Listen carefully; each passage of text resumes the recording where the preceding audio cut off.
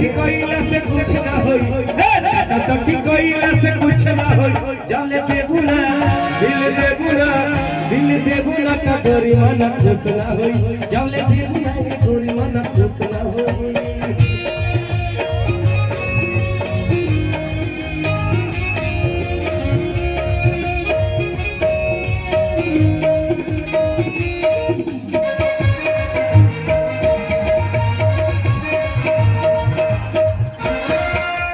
फल तो हर पकड़ बटे लेवल बटे काढ़ो देखुना टकोरिया का डाला हुआ चार हो फल तो हर पकड़ बटे लेवल बटे काढ़ो देखुना टकोरिया का डाला हुआ चार हो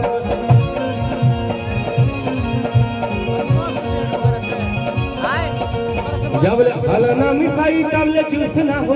जब ले फल ना मिसाई तब ले फरवाइश भैया मुकेश भैया लालू भैया चालू